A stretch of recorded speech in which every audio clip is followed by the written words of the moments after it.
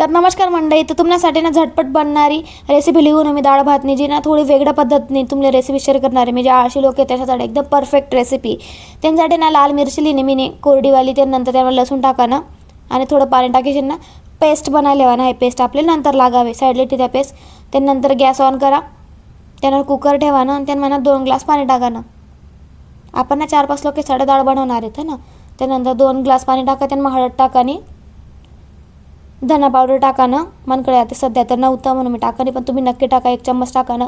त्यानंतर मीठ टाका स्वादनुसार आणि जे पेस्ट बनायला आपण ते 2 चम्मच टाकी देवा ना. मी बरोबर 2 चम्मच बनावं म्हणून पूर्ण टाकी दे ना मी. त्यानंतर तेल टाका ना आणि पाणी उकळू द्यावा ना. त्यानंतर जी मसूर डाळ आहे ती स्वच्छ धुवून टाकी द्या आणि जेव्हा पाणी उकळत त्यानंतर पूर्ण टाकी देवा आणि मिक्स करा आणि कुकरला 3-4 शिट्ट्या लिहिल्या ना. मस्त मावशी शिजवलेवानी डाळ मस्त शिजायला.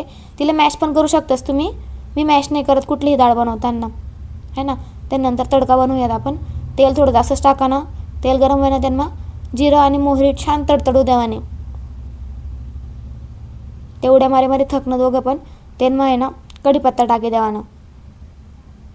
कढीपत्ता बी छान असं उडू द्यावा ना, तो पण लगेच थकीत असते. त्यानंतर कांदा टाका ना.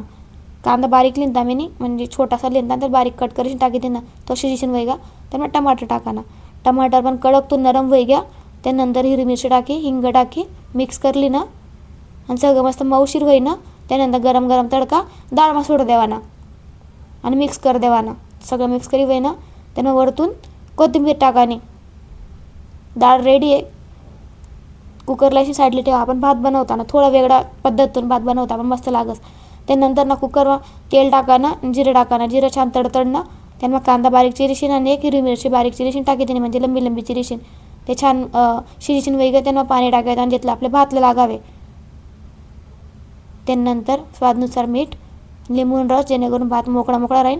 त्यानंतर पाणी उकळी वय ना आपलं तांदूळ धुवून टाकी द्यावा स्वच्छ 4-5 पाणीवर मिक्स कर द्यावा ना. तांदूळ टाकी वय ना तर कुकर लावा आणि 3 शिट्ट्या होऊ द्यावा ना. मस्त देखू शकता भात कितला मस्त होई जायला. मोकळा मोकळा पण आणि थोडा वेगळ्या पद्धतीनं. फक्त 10 मिनिटामध्ये दोघी रेसिपी म्हणजे भात पण रेडी वस आणि डाळ पण रेडी वस. खूप छान लागस. एकदा नक्की ट्राय करा. जर ही रेसिपी आवडली ना प्लीज चॅनलला सबस्क्राईब करायला जाऊ नका प्लीज. इथल्या सोप्या पद्धतीनं रेसिपी लिहूनच तुम्हाला कटाया लोकांसाठी मी पण कटायाला मी तुमच्यासोबतच आहे. पण मग कधी बनाशी खातच तसंही प्लीज चॅनल सबस्क्राईब करायला जाऊ नका. Please like share subscribe comment नक्की नक्की नक्की करा.